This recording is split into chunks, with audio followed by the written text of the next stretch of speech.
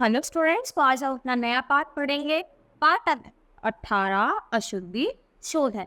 यानी हमारे शब्दों में और वाक्य लिखते वक्त क्या हो जाती है, कुछ गलतियां हो जाती हैं, तो आज हम वही सीखेंगे। अशुद्धि का प्रमुख कारण है शब्दों के स्वरूप का ठीक ज्ञान न होना। यानी हमें शब्दों का ज्ञान ही नहीं है, तभी हम गलती करेंगे। क्षेत्रीय प्रभाव के कारण उच्चारण में अशुद्धियां हो जाती हैं। इसी के फलस्वरूप लेखन में भी वर्तनी संबंधित अशुद्धियां होती हैं। वर्तनी की तनिक सी असावधानी हमारी भाषा संबंधित अक्षमता से जुड़कर बड़ी भूल बन जाती है। यहाँ ऐसे ही कुछ भूलों से छात्रों का अवगत कराने का प्रयास किया गया है। यानी बच्चों को जिन शब्दों में ज्यादा लगेगा कि ये हो सकती है, ये तो उनकी क्या दी गई है, सही स्पेलिंग दी गई है। जैसे देखो, सामग्री, सामग्री लिख देते हैं बच्चे, तो बोलता क्या है, सामग्री। तो ये वाला क्या है हमारा, बिना अशुद्धि का, तो ये अशुद्ध है और ये शुद्ध। त्योहार, तो दो मात्रा नहीं आती, केवल एक मात्रा आती है। उपाधि, तो बड़ी नहीं उपाधि, ये हो गया उपाधि। और हम क्या बोलते हैं, उपाधि, तो छोटी ई की मात्रा आएगी। घबराना नहीं होता, घबराना। दीवार, तो दीवार बोलते हैं देवार, तो दी थोड़ा बड़ा हो रहा है तो बड़ी ई आएगी। दावात नहीं दवात। संसारिक नहीं सांसारिक। आलोचना नहीं आलोचना। तो ये शब्द हमें एक बार पढ़ने हैं और फिर हमें पता चल जाएगा कि हमारी गलती कहाँ होती है। नैन नहीं नयन। सुनने नहीं शून्य, यानी बड़ा ऊ आएगा। पृथक में ये वाला रा नहीं, ये वाला रा आएगा। ऐसी श्रीमती में बड़ी ई आएगी। कालिदास में छोटी ई। सेना में एक मात्रा। बीमारी पे बड़ी ई। ऐतिहासिक पे बड़ा ए। ऋषि में ये वाला रा नहीं आएगा, ये वाला रा आएगा। फिर जय नहीं होता, जय होता है, जय ये। लघु, छोटा ओ। एकता में कोई भी मात्रा नहीं आएगी। शताब्दी में क्या होगा, बड़ी ही की मात्रा। और अधीन में अधीन नहीं होता, अधीन होता है। ऐसी व्यंजन से संबंधित कुछ अशुद्धियां, तो दवाइयां में छोटी ई, ये तो बहुत बच्चे गड़बड़ी करते हैं। आंसू में बड़ा ये आएगा चंद्र बिंदु। फिर छत्री नहीं क्षत्रिय। सोडा, सोडा बिना अंक की बिंदी वाला। नरक नहीं नरक। ठंडा, इसमें नॉर्मल बिंदी आएगी। लक्ष्मी में आधा श आएगा। उल्लंघन में देखो, उल्लंघन की स्पेलिंग देखो बिल्कुल अलग से। घंटा में ये वाला ऊपर लगता है ना। राक्षस, राक्षस ये वाला सा आता है। शास्त्री, शास्त्री त्रो वाला। फिर वर्ण, वर्ण। जनता, पुराना। रोटियां, रोटियां छोटी ए की मात्रा। मतलब नहीं मतलब, ब। राजेंद्र, राजेंद्र। भूख, भूख, क नहीं आएगा, क नहीं आएगा, ख आएगा। पांच, पांच यानी चंद्र बिंदी। फिर ऐसे ये सारे शब्द है। फिर पदक्रम संबंधी अशुद्धियां, तो कर्ता और क्रिया से क्या क्या गलतियां हो सकती हैं। तो हिंदी व्याकरण में कर्ता पहले आता है और क्रिया बाद में, यानी पहले कर्ता आएगा काम करने वाला और फिर जो वो कार्य करेगा वो बाद में। गोपाल लिखता है राधा अच्छा नाचती है, तो नाचती है राधा अच्छा ऐसा लिख सकते हैं, नहीं। तो जो करता है वो पहले और अच्छा नाचती है बाद में, जो काम हो रहा है वो बाद में आएगा। फिर कर्ता, कर्म और क्रिया, तो हिंदी वाक्य में पहला कर्ता आएगा, फिर कर्म आएगा और अंत में क्या आती है, क्रिया। तो पिताजी ने सेब खरीदे, तो पिताजी कर्ता, कर्म ने क्या करा, ने, और सेब खरीदे क्या हो गई, क्रिया, ये बाद में आ। कर्ता, पूरक और क्रिया, तो पहले कर्ता, फिर पूरक और आखिरी में क्रिया, यानी क्रिया आखिरी में आनी है। पूरक क्या होता है, जो शब्द वाक्य को पूरा करे। तो अंकुर इंजीनियर है, तो इंजीनियर है, पूरा कर रहा है। और अंकुर है क्या है, इंजीनियर है। दो कर्मों का प्रयोग, तो पिताजी ने मुझे 10 रुपये दिए। मनु ने मानसिका को एक कलम दिए। क्रिया विशेषण और क्रिया। सामान्यतः क्रिया विशेषण का प्रयोग क्रिया से पूर्व होता है, यानी अब वो क्रिया की विशेषता बताएगा वो क्रिया से पहले ही तो लगेगा।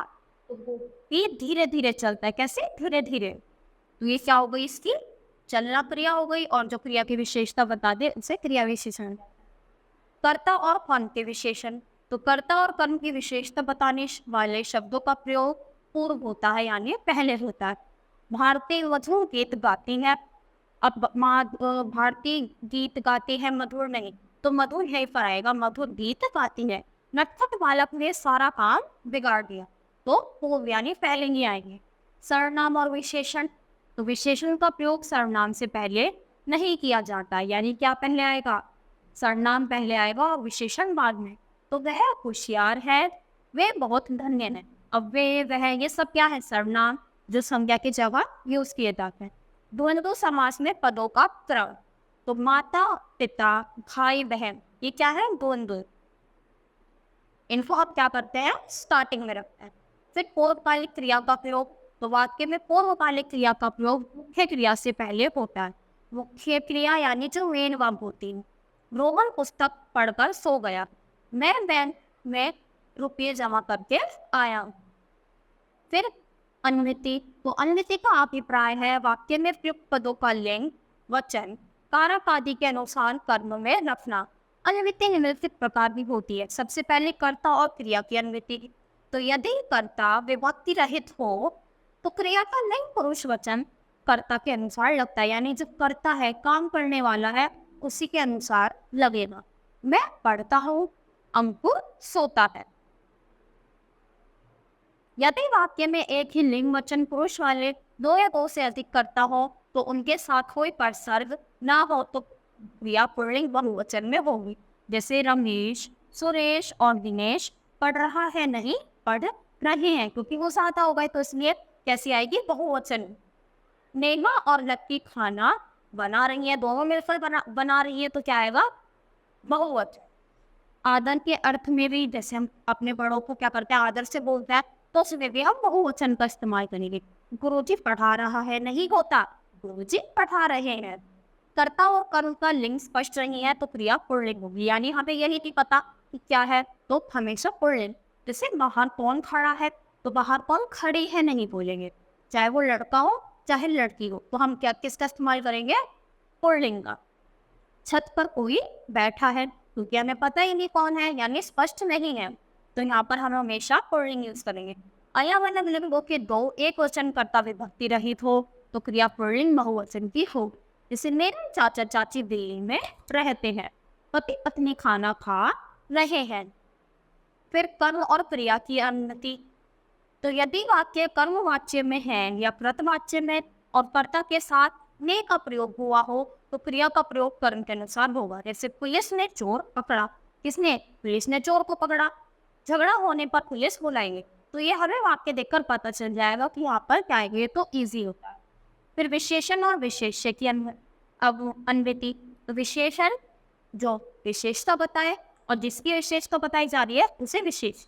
तो काला कुत्ता, ऊंचा मकान, पीली शेरनी, ऊंची, देखो काला कुत्ता, तो काली कुत्ती तो कुत्ता नहीं ले सकते आप, तो इसका कौन है, ऊंचा मकान। पीला शेरनी, पीली शेरनी, तो जो उसके साथ है उसके अकॉर्डिंग वो वर्ड चेंज हो जाता है। संज्ञा और सर्वनाम में देखो, तो सर्वनाम का वचन और पुरुष उस संज्ञा के अनुसार होता है जिसके स्थान पर उसका प्रयोग हुआ। जैसे सचिन का घर तो यदि है लेकिन वह यहाँ रहता नहीं है। बच्चों ने कहा कि हम खेलिए, हमें खेलने दो, तो वाक्य के अकॉर्डिंग ही आएगा। फिर संबंध कारक, तो संबंध कारक की विभक्ति के लिंग वचन के अनुसार आते हैं। लिंग यानी स्त्रीलिंग और पुल्लिंग किसके अनुसार आएंगे, वचन की। एक वचन है बहुवचन, तो शर्मा जी का भाई, वर्मा जी की बहन। वर्तनीय संबंधी कुछ नियम, तो सर्वनाम शब्दों में विभक्ति चिन्ह मिलाकर लिखे जाते हैं अन्य से अलग। सर्वनाम शब्दों के साथ यदि दो विभक्ति चिन्ह आए तो पहला मिलाकर तथा दूसरा अलग लिखा जाता है, यानी दो चिन्ह आ रहे हैं तो पहला अलग लिखेंगे दूसरा अलग। संयुक्त व्यंजनों को अलग अलग करके लिखना ठीक है, जैसे विद्वान और विद्वान, उनको हम अलग अलग करके लिखेंगे।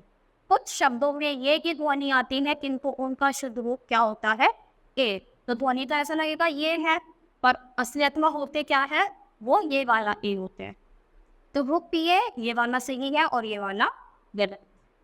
आए ये वाला है पर ऐसा लग रहा है कि ये वाला है, तो ये वाला गलत हो जाएगा। लीजिए सही है और लीजिए ये वाला गलत।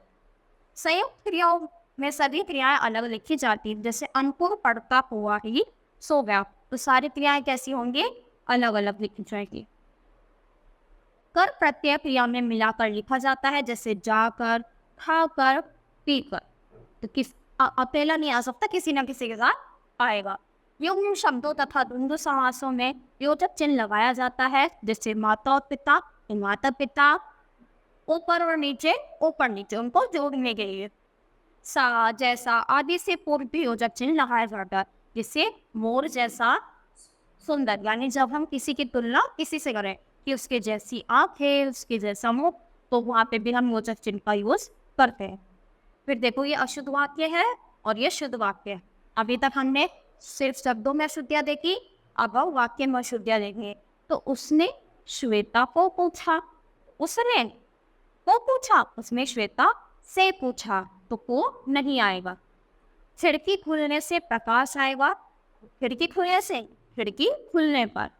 हमारे को भी कुछ, हमारे को हमें भी कुछ दे दो। वह लोग आ गए हैं, तो वह लोग, इसमें वह नहीं आएगा, वे लोग। यह 5 आदमी के लिए भोजन है, यह 5 लोग, यह भोजन 5 आदमियों के लिए है।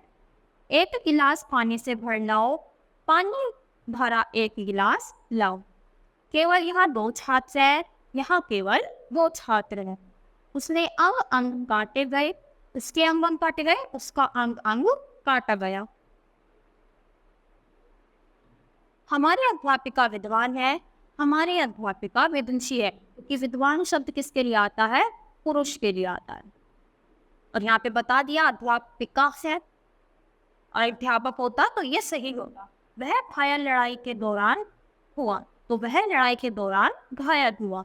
उसने मुस्कुरा दिया, वह मुस्कुरा दिया। वे अभी अभी खाना खाए है, उन्होंने अभी अभी खाना खाया है। मैंने आज जाना है, मुझे आज जाना है। तो ये सारे ही क्या हुए, हमारे शुद्ध वाक्य और ये वाले अशुद्ध वाक्य। तो इसी के साथ ये पाठ 1 खत्म होता है। आज के लिए इतना ही। Thank you.